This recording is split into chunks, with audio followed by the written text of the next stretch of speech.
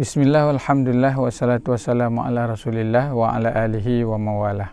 Para pemirsa yang dimuliakan oleh Allah, pada kesempatan yang berbahagia ini kita akan menjelaskan beberapa hal terkait mengenai zakat fitrah, hukum-hukum yang terkait.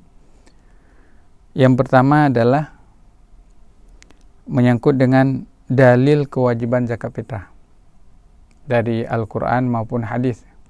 Tentunya zakat fitrah ini kewajibannya dari hadis yang diriwayatkan oleh Abdullah ibn Umar.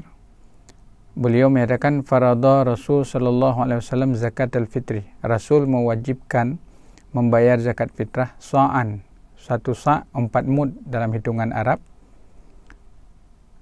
atau dalam hitungan kita 1 mud 6 on, atau 6 kali 4 2,4 on.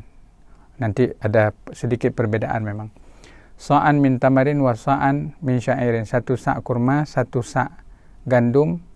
Untuk siapa kewajiban tersebut? Alal abdi, hamba sahaya, wal huri, orang yang merdeka, wal dzakari, laki-laki, wal unsa, perempuan, wal saghiri, anak-anak, wal kabiri, orang tua, wa amara biha, dan Rasul memerintahkan mengeluarkan zakat fitrah qabla khurujin nas ila shalah, sebelum orang-orang melaksanakan salat Idul Fitri. Jadi pada dasarnya zakat fitrah dikeluarkan sebelum orang-orang melaksanakan salat Idul Fitri. Jadi penetapan atau dalil kewajiban zakat fitrah berdasarkan hadis dari Ibnu Umar. Sedangkan dalam Al-Quran tidak ada ayat yang langsung, tapi secara tidak langsung ada. Contoh misalnya, qad aflaha man zakkaha wa qad khaba man dassaha. Beruntung orang yang menyucikan dirinya dan rugi orang yang mengotori dirinya. Jadi menyucikan diri dengan mengeluarkan zakat fitrah. Ini yang pertama. Jadi dalil penetapan zakat fitrah berdasarkan hadis daripada Rasul sallallahu alaihi wasallam. Karena di antara salah satu fungsi hadis menetapkan hukum yang tidak ditetapkan di dalam Al-Quran. Para pemirsa yang dimuliakan oleh Allah. Kemudian yang kedua, menyangkut hal yang penting lainnya, yaitu syarat wajib zakat fitrah. Apa saja syarat-syaratnya? Yang pertama disebut dalam berbagai literatur, syarat wajib zakat fitrah Islam. Jadi tidak wajib zakat fitrah selain daripada orang Islam. Orang kafir tidak wajib zakat fitrah, artinya secara duniawi tidak dituntut. Ukhrawi tentu ada tuntutannya. Jadi yang pertama Islam. Yang kedua adalah adanya kelebihan makanan, kebutuhan untuk kalau suami, istri, orang-orang yang berada di bawah tanggungan nafkah. Bahkan kalau ada pembantu juga demikian. Artinya pada malam hari raya dengan pagi hari raya memiliki kecukupan makanan, maka mengeluarkan zakat fitrah. Tapi kalau tidak ada kecukupan untuk diri dan pembantu dan seumpamanya, orang-orang yang di bawah tanggungan nafkah, maka tidak ada kewajiban zakat fitrah. Kalau mampu, keluarkan zakat fitrah. Kemudian syarat yang ketiga, yang ini penting syarat ini, yaitu bi ghurubi syamsi, tenggelamnya matahari. Tenggelamnya matahari pada hari terakhir, besok hari raya, malamnya itu mulai wajib membayar zakat fitrah. Malamnya mulai wajib. Tetapi memang sunnahnya dikeluarkan pada pagi hari raya. Tapi kalau ada orang mengeluarkan umpama di 15 Ramadan sudah mengeluarkan, atau di awal Ramadan sudah mengeluarkan, ini mujiziah, sudah sah juga. Dikeluarkan 1 kali bagi setiap orang zakat fitrah. Jadi dengan syarat tenggelamnya matahari, kalau ada seorang anak yang lahir sebelum tenggelamnya matahari, dia wajib zakat fitrah, anak tersebut. Tapi kalau lahirnya pagi hari raya, tidak zakat fitrah. Kalau ada orang yang meninggal sebelum tenggelamnya matahari, tidak wajib zakat fitrah. Tapi kalau meninggal pagi hari raya, karena dia melewati malam itu, maka wajib membayar zakat fitrah. Ini syarat bi ghurubi syamsi. Dan tentunya dengan makanan pokok. Makanan pokok, kalau kita memakan nasi, maka dikeluarkan beras. Kalau yang memakan gandum, ya keluarkan gandum. Dan seumpamanya, kalau makan gandum di Arab, mereka pakai gandum atau kurma, maka mengeluarkan gandum atau kurma atau buah zabib yang menjadi makanan pokok. Para pemirsa yang dimuliakan oleh Allah, kemudian pertanyaan selanjutnya adalah menyangkut dengan bolehkah mendahulukan bayar zakat fitrah, ataupun lebih khusus lagi kapan waktu yang paling utama membayar zakat fitrah. Memang mengacu kepada hadis Rasul menyatakan wa amara biha an tukhraja. Jadi dikeluarkan zakat fitrah sebelum orang-orang melaksanakan salat Idul Fitri. Itu waktu sunnahnya. Tapi mulai wajibnya pada malam tersebut. Tapi waktu jawaz artinya boleh dikeluarkan mulai dari awal Ramadan. Sudah boleh dikeluarkan zakat fitrah.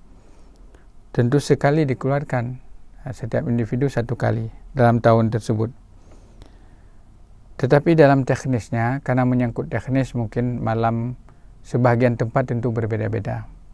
Artinya pada waktu jawaz boleh pertengahan Ramadan, 15 Ramadan, boleh 20, boleh 25, 27 oleh mungkin amil yang ditunjuk atau orang yang berkewenangan, tentu boleh mengumpulkannya kemudian mendistribusikan zakat tersebut mengacu kepada kesepakatan bersama. Tentu tidak menafikan ada mungkin orang yang terlambat untuk membayarnya karena satu dan berbagai hal. Ini juga harus di-cover secara teknis, tidak dibiarkan. Karena fungsi amil mencatat mustahik orang membayar zakat, kemudian mendistribusikan kepada mustahik orang-orang yang menerima zakat tersebut secara menyeluruh. Artinya kalaupun ada yang terlambat, maka juga sebisa mungkin di-cover, tidak dibiarkan mereka membayar sendiri gitu. Ya. Kemudian selanjutnya pertanyaan yang penting, ya. Bolehkah membayar zakat fitrah dengan uang? Bolehkah membayar zakat fitrah dengan uang? Dalam mazhab Imam Syafi'i, kitab-kitab mazhab Syafi'i itu disebutkan la tujzi'u qimah, tidak sah membayar zakat fitrah dengan harga. Jadi ukuran takarannya 2,8, mengacu dengan edaran sekarang 2,8. Tapi 2,4 ke atas sudah boleh.